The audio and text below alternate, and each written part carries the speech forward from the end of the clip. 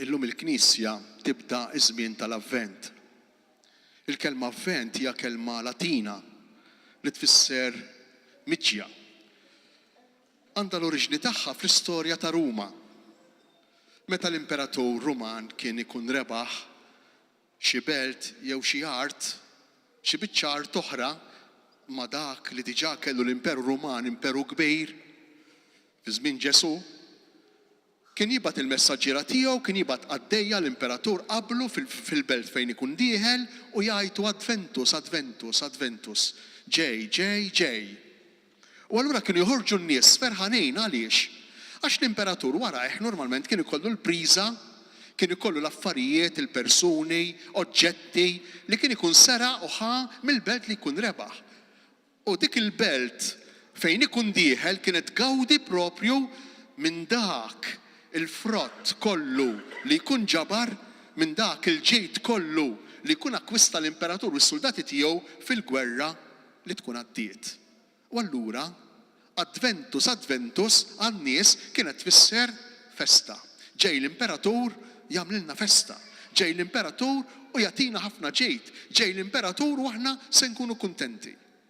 U l-Knisja llum tajat l-istess kelma Adventus, Adventus. Għaliex? Għax ġej Ġesu. U ġej Ġesu biex lilna jimlina bil-ġejt. Lil kull wieħed u lil kull waħda minna. Personalment biex jimlina bil-ġejt. Kif ġej Ġesu? Tgħidu li ġej il-miliet. Però noqgħdu ħafna attenti għax jista' jkun l-ġrajja tal-miliet. Flok li tgħinna nkunu attenti, flok li tgħinna nistennew lil Ġesu li ġej tistordina iżjed, li nfixlu iżjed palli kieku. Dawk in-nies illi l-Imperatur Ruman għalilhom, ħabrilhom li kien ġej permezz tal-messaġġiera tiegħu, flok li ħarġu barra jistennew, flok li ħarġu barra attenti biex meta jkun qed iqassam il-ġejtu ma jieħdu xi ħaġa, daw għadu d-dar min qatt jirranġa ħaġa, min qatt jirranġa oħra, min telaq lejn x'imkien ieħor u tilef l-okkażjoni li jieħu il-ġejt li jġib miegħu l-Imperatur. U aħna sfortunatament jista' jiġrilna hekk, aħna u nħejju ruħna l-miliet, flok li nħejju ruħna l-miġja tal-persuna ta' Ġesu, nistordu fl-affarijiet ta' barra li huma importanti, però mhumiex kollox, huma neċessarji, imma mhuwiex l-iktar essenzjali. Kieku jkollna nieqfu nirriflettu ftit nindunaw li kollha kemm aħna għandna żewġ tipi ta' ħajja. Żewġ tipi ta' ħajja. Għandna waħda li tidher minn barra. Hekk jew le, dak li nagħmlu, illum qegħdin hawn.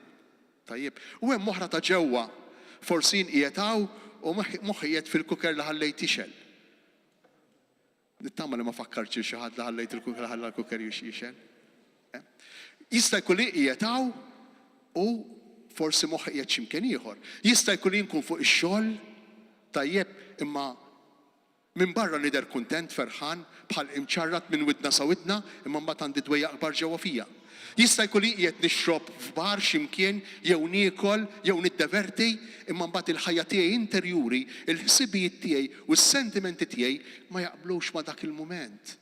U qiegħed nipprova nagħmel kull ma nista' biex permezz tad-divertiment nistordi u dak li qed inħoss ma nħossux, dak li qed naħseb ma naħsbux. Hekk jew le għandna żewġ ħajjiet aħna. Għandna żewġ ħajjiet. Ħafna drabi tidher biss il-ħajja li jkollna minn barra. Ġesu fl-avvent tiegħu fil-miġja tiegħu irid jgħinna nfejqu il-ħajja ta' ġewwa, il-ħajja l-iktar importanti. Dik hija l-iktar ħajja importanti. Dak li nħossu, dak li naħsbu, Ġesu irid jidħol hemmhekk. Ġesu irid ikellimna hemmhekk permezz tal-miġja tiegħu. Il-ħajja tagħna tkun ibbilanċjata jekk aħna ma ngħixux biss fuq in-naħa ta' barra, ma ngħixux biss storduti u ħafna drabi jiġrilna li ngħixu storduti apposta biex ma nħossux u ma naħsbux. Gwaj, inkunu naħlu żmien, inkunu qegħdin nagħmlu kif qal San Pawl fit-tieni jittra fil-qari li smajna u kif qal Ġesu fil-Vanġelu. Tiġi fuqna għall-arrieda. X'jiġi fuqna għall-arrieda? Dak li aħna ma nistennewx. Aħna nistgħu nkunu storduti b'elf mod. Ħanġibilkom eżempji sempliċi. Jien nista' nkun stordut biex nakkwista biċ-ċart ħalli nibni l-flettijiet. Stordut. U tant nistordi li ninsa l-mara u ninsa l-tfal. Tant nistordi li naħdem minn bil-lejl sa bil-lejl. L-importanti li nakwista dak li għandi f'moħħi. Imbagħad tiġri xi ħaġa. Imbagħad tiġi fuq il-mara u tgħidli isma' ħej, jien se nħallejk. Nibqgħu sejrin hekk din mhix ħajja. U inti tiġi ftijak u tgħid x'inhu jiġri hawn. U tipprova tiġbor f'minuta jew f'ġimgħa dak li inti bil-mod xerriet f'10 snin, 12 sena, 13 sena relazzjoni. Kif se tiġborhom f'ġimgħa? Kif se tiġborhom f'ġimgħa? Sturdament. Ngħixu storduti. U nistgħu nsemmu 1000 eżempju ieħor. Moħħi u ħajti biex inkun popolari. Moħħi u ħajti biex nidersew minn barra. Moħħi u ħajti biex inkun f'saħħti. Imbagħad inħoss xi ħaġa u jaqa' kollox. Jaqa' kollox. Però dak il-mument fejn ikun waqa' kollox, dak il-mument fejn il-mara tiegħek qaltlek isma' daqshekk, inti tista' tieħdi jew mument ta' disgrazzja jew mument ta' grazzja. Inti tista' tiġi ftijek. Inti tista' tinduna adventus li ġej. Inti tista' taraf li l-mulej irid jibda jfejqek, irid jibda jgħinek, irid jibda iqabbel jaqgħad flimkien dak li hu importanti u li tgħix ġewwa fik, li tħossu li taħseb ma dak li tgħix minn barra. Ħafna drabi dawn iż-żewġ realtajiet, dawn iż-żewġ ħajjiet li aħna ngħixu ikunu mbedin minn xulxejn. U biktar ma jkunu mbedin minn xulxejn, aktar aħna nkunu mċartejn ġo fina, aktar aħna nkunu mdejqejn, aktar ikun hemm tensjoni, aktar ikun hemm konflitti. Meta dak li ngħixu minn barra u l-bogħod minn dak li nħossu u li naħsbu f'moħħna u f'qalbna. Il-mulej irid jagħtina l-bilanċ permezz tal-avvent. Il-bilanċ. Il-bilanċ ifisser illi dak li ngħix ġewwa nipprova ngħixu wkoll barra. Dak li ngħix barra nipprova naħsbu nħossu minn ġewwa. Ikun hemm integrità, ikun hemm għaqda fil-persuna, ikun hemm sħuħija f'kull wieħed u f'kull waħda minna. U dan hu wieħed mill-irwoli prinċipali, mix-xogħol prinċipali tal-Ministru ta' Kristu. L-ewwel qabel kollox, il-Ministru ta' Ġesu, is-saċerdot, irid ikun l-ewwel qabel kollox, irid jaħdem fuq innifsu. L-ewwel qabel kollox irid iħalli lil Alla jidħol f'ħajtu adventus biex jaqgħad flimkien dawk il-partijiet li ħafna drabi jkunu sparpaljati, biċċalaw u biċċalem, min iġebbet minn hawn u min iġebbet minn hemm, b'tali mod li ma nkunux persuna sħiħa. Meta il-bniedem jiltaqa' ma' Ġesu permezz tal-Ministru tiegħu, permezz tal-kelma, permezz tal-Ewkaristija, allura l-bniedem jista' verament jiċċelebra ġewwa fih, ġewwa qalbu fil-persuna tiegħu l-għaqda. Jiċċelebra l-paċi, minn hemm tiġi l-paċi. Il-paċi fina tiġi minn kemm aħna wieħed, minn kemm maħniex biċċiet, minn kemm mhux biċċa ġebbet law biċċa ġebbet lem ġewwa fina. Ser nagħmlu loti il-konsenja tal-Ministeru tal-Akkulitat, l-istituzzjoni ta' dawn iż-żewġ żgħażagħ Marlon u Samuel bħala akkoliti. Il-kelma akkolitu tfisser sempliċement għajnuna lis-saċerdot, għajnuna fil-liturġija, imma fil-profond tagħha tfisser li dawn iż-żewġ żgħażagħ diġà qed jieħdu bħala impenn, Alla qiegħed jagħtihom bħala ministeru, qiegħed jitlobhom biex jgħinu lill-poplu tiegħu fil-laqa ta' dan il-poplu ma' Alla tiegħu, fil-laqa mal-persuna ta' Ġesu, permezz tal-kelma, imma fuq kollox permezz tal-Ewkaristija, permezz tal-liturġija. Aħna niltaqgħu ma' Ġesu, Ġesu li jiġi l-lum. Veru, aħna niċċelebraw il-Milid tal-Waqt. Veru, fl-aħħar tad-dinja jiġi Ġesu bil-qawwa kollha tiegħu, kif smajna fil-qari tal-lum.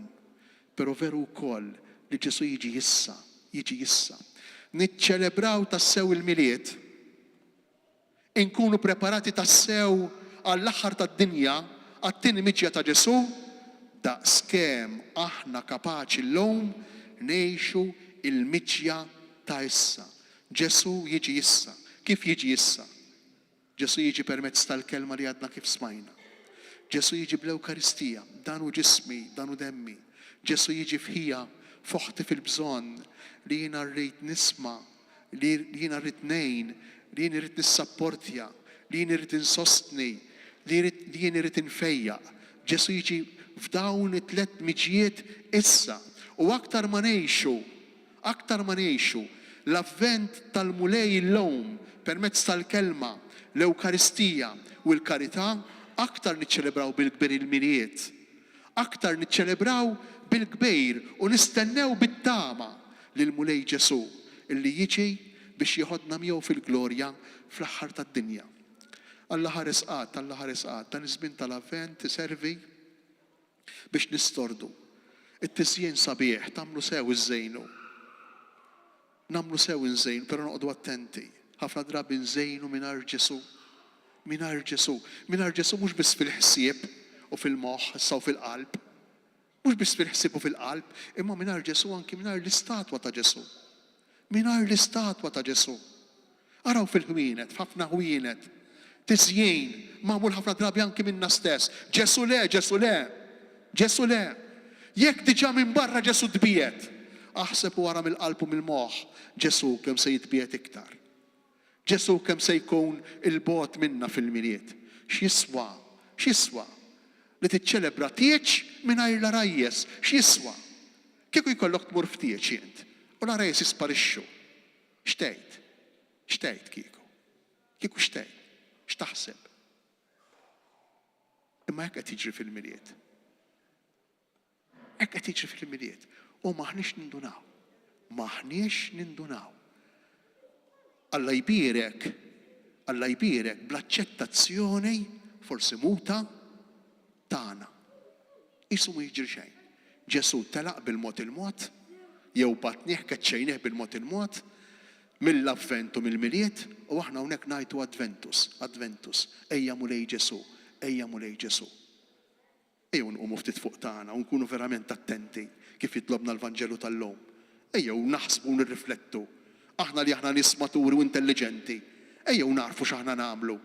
U l-abjad ngħidulu abjad u nibqgħu ngħidulu abjad u l-iswed ngħidulu iswed u nibqgħu ngħidulu iswed.